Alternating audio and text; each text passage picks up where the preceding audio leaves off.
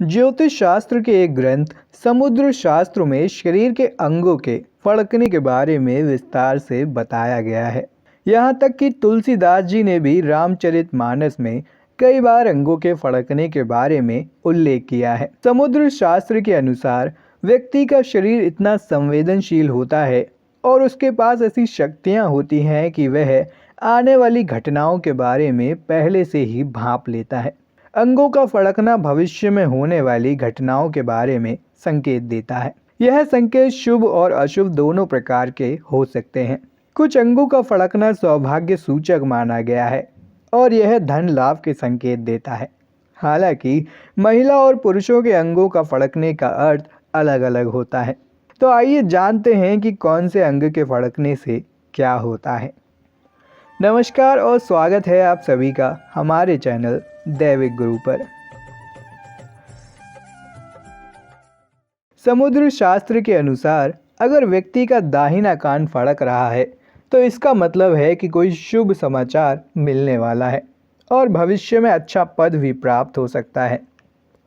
वहीं अगर कान का पिछला भाग फड़क रहा है तो मित्रों से बुलावा आता है और साथ मिलकर कोई नया कार्य भी शुरू करने वाले आप होते हैं।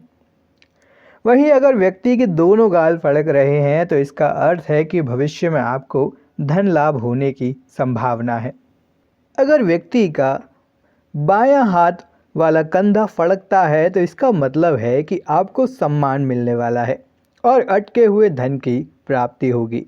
वहीं दायां हाथ वाले कंधे के फड़कने पर रक्त विकार होने की आशंका बनी रहती है। अगर व्यक्ति के होंठ फड़क रहे हैं तो इसका अर्थ है कि आने वाले समय में आपके जीवन में नए दोस्त आने वाले हैं। अगर किसी व्यक्ति के सीधे ओर का घुटना फड़क रहा है तो इसका अर्थ है कि आपको जल्द ही सोने के आभूषण मिलने वाले हैं। वहीं उल्टी ओर का घुटना फड़क रहा हो तो इसका अर्थ है कि आपके कार्य बिना किसी रुकावट के जल्द पूरे हो जाएंगे। अगर किसी व्यक्ति की कनपटी फड़क रही हो तो इसका अर्थ है कि जल्द ही आर्थिक लाभ होने वाला है। दोस्तों, सिर का हिस्सा फड़कना भी शुभ माना गया है। अगर दायां हिस्सा वाला सिर फड़क रहा हो तो इसका अर्थ होता है कि आपको जल्द ही धन की प्राप्ति होने वाली है। साथ ही कानूनी मामलों में फंसे हैं तो आपकी विजय होगी। वहीं अगर सर का बायां हिस्सा फड़क रहा हो तो इसका अर्थ है कि घूमने की योजना बन सकती है और समाज में आपकी ख्याति बढ़ेगी। सिर के पिछले हिस्सा फड़क रहा हो तो इसका अर्थ है कि आप विदेश यात्रा पर जाने वाले हैं। दोस्तों, समुद्र शास्त्र के अनुसार पुरुषों के लिए सीधा हाथ वाली आंखों का फड़कना शुभ माना गया है, लेकिन महिलाओं के लिए यही अशुभ होता है।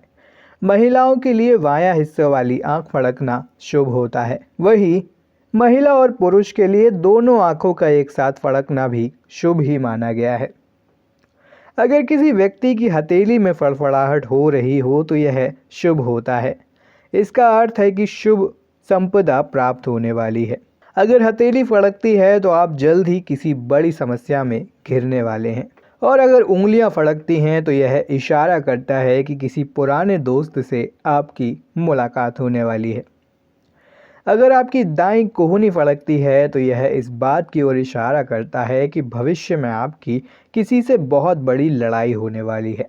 लेकिन अगर बाईं कोहनी में फड़कन होती है तो यह बताता है कि समाज में प्रतिष्ठा बढ़ने वाली है।